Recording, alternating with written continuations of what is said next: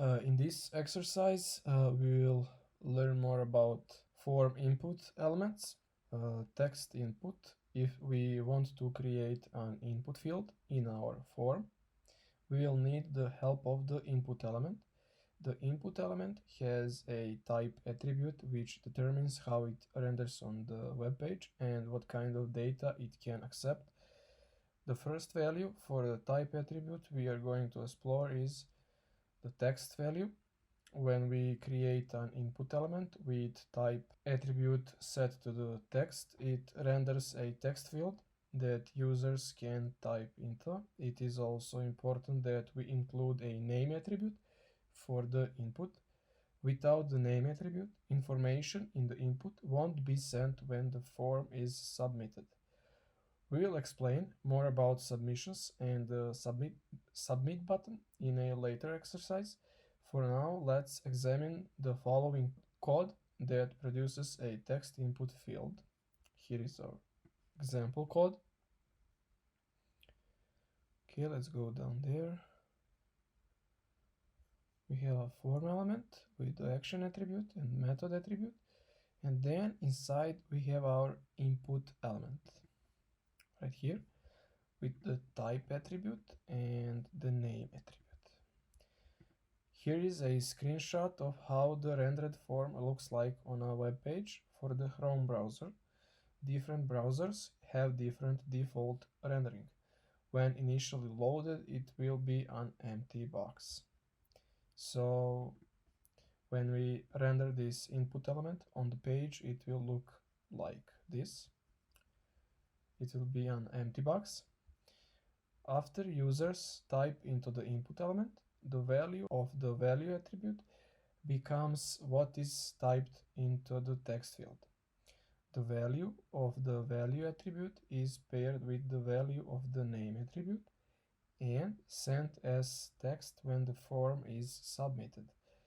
For instance, if a user typed in important details in the text field created by our input element, so if we were to type important details text inside of the input element, that would be the value of our value attribute. Okay, let's go down. When the form is submitted, the first text field, important details, is sent to example.html because the value of the name attribute is first text field and the value of value is important details. We could also assign a default value for the value attribute so that users have a pre-filled text field when they first see the rendered form like so. You see, here is the value attribute with some pre-filled value. You see, we have already pre-filled right here, already pre-filled. Okay, time to put this knowledge into practice. Let's see the instructions. Let's start with creating a login form for our users. Inside the provided form element, add an input element with a type attribute of text. So let's go in our form element and let's create our input element with the type attribute set to text, just like here, you see. Okay, let's click run. And here is our input field.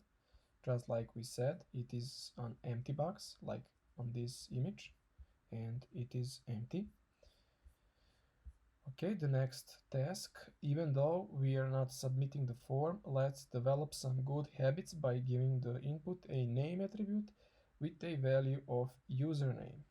Okay, let's go there and create another attribute. In this case, it is a name attribute with the value of username. Run. Okay. Let's see what happens if we add a value attribute with a value of Davy.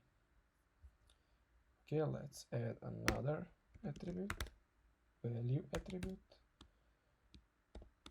with a value of Davy. Click run and see what will happen with the input box.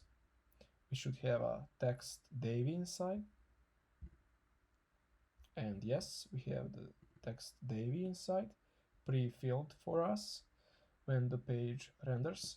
And it is because we have a value attribute set to Davy.